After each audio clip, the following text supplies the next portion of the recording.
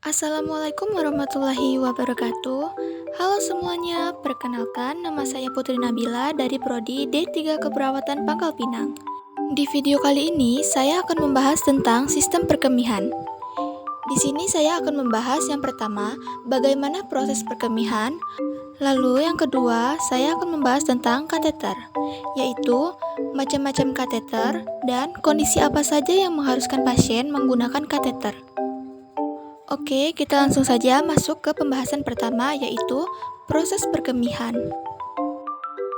Sebelumnya, apa itu sistem perkemihan? Sistem perkemihan merupakan suatu sistem organ tempat terjadinya proses penyaringan darah sehingga darah bebas dari zat-zat yang tidak dipergunakan oleh tubuh dan menyerap zat-zat yang masih dipergunakan oleh tubuh. Zat-zat yang tidak dipergunakan oleh tubuh larut dalam air dan dikeluarkan berupa urin. Oke, sekarang kita masuk ke bagaimana proses pembentukan urin. Proses pembentukan urin terdiri dari 3 tahap, yaitu tahap pertama dalam proses pembentukan urin yaitu filtrasi atau penyaringan. Proses pembentukan urin yang satu ini dilakukan dengan bantuan dari ginjal. Setiap ginjal mempunyai sekitar 1 juta nefron, yaitu tempat pembentukan urin. Pada waktu tertentu, sekitar 20% dari darah akan melewati ginjal untuk disaring.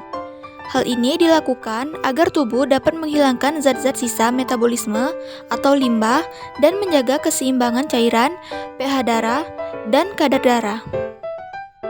Proses penyaringan darah pun dimulai di ginjal. Darah yang mengandung zat sisa metabolisme akan disaring karena dapat menjadi racun untuk tubuh. Tahapan ini terjadi di badan Malpighi yang terdiri dari glomerulus dan kapsul Bowman. Glomerulus bertugas menyaring air, garam, glukosa, asam amino, urea, dan limbah lainnya agar dapat melewati kapsul Bowman.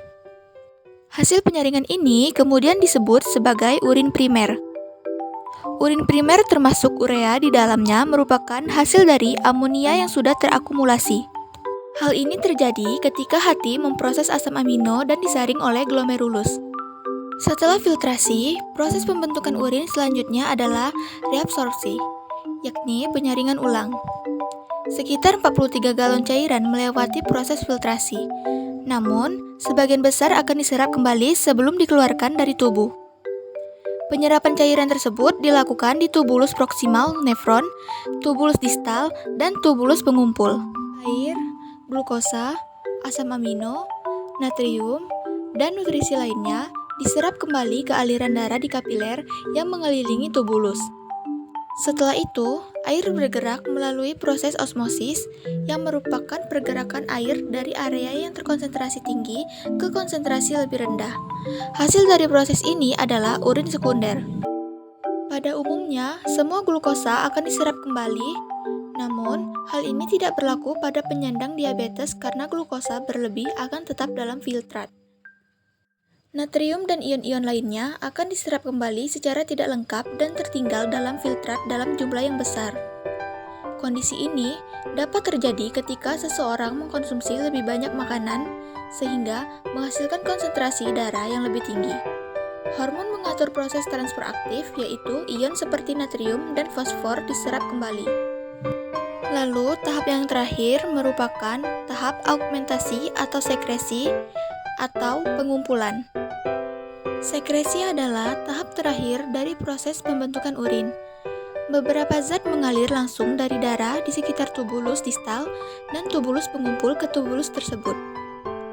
Tahapan ini juga menjadi bagian dari mekanisme tubuh untuk menjaga keseimbangan pH, asam basa dalam tubuh, ion kalium, ion kalsium, dan amonia juga melewati proses sekresi, seperti beberapa obat.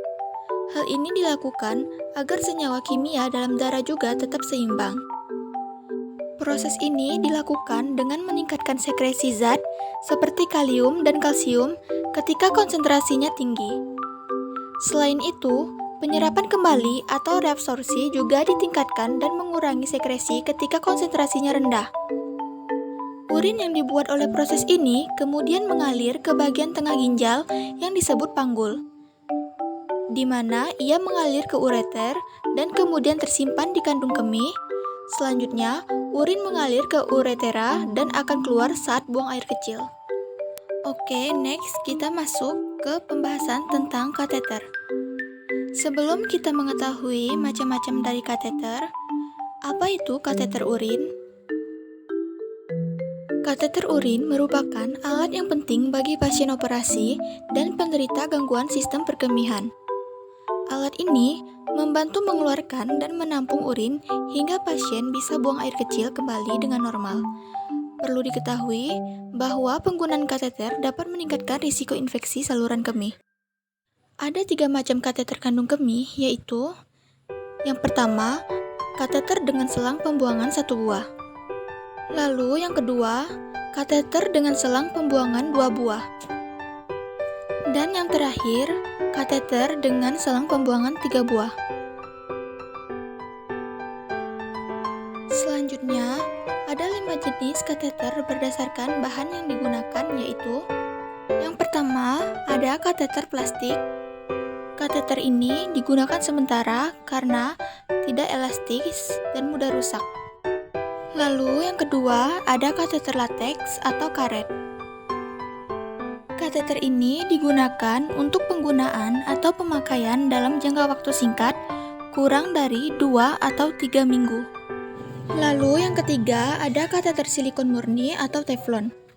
Kateter ini digunakan untuk penggunaan jangka waktu lama, sekitar 2-3 bulan, karena bahannya yang lebih lentur. Lalu yang keempat, ada kateter PVC. Kateter ini sangat mahal. Untuk penggunaannya 4-6 minggu. Bahannya lembut dan nyaman bagi uretra. Lalu yang terakhir, ada kateter logam. Untuk pemakaian kateter ini, pemakaiannya hanya sementara.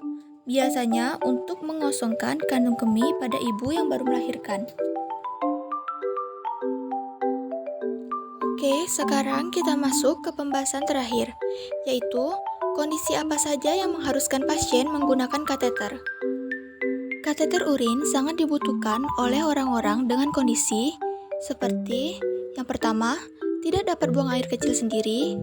Lalu, yang kedua, tidak bisa mengontrol kencing atau inkontinensia urin atau aliran urinnya. Lalu, yang ketiga, memiliki masalah kesehatan kandung kemih. Keempat, dirawat inap untuk operasi. Dan yang kelima, sedang dalam koma. Yang keenam, dibius dalam jangka waktu lama. Lalu yang ketujuh, mengalami retensi urin. Dan yang kedelapan, sedang tidak boleh banyak bergerak. Lalu yang kesembilan, frekuensi buang air kecil. Lalu yang terakhir, memiliki kondisi medis yang memerlukan pemasangan kateter.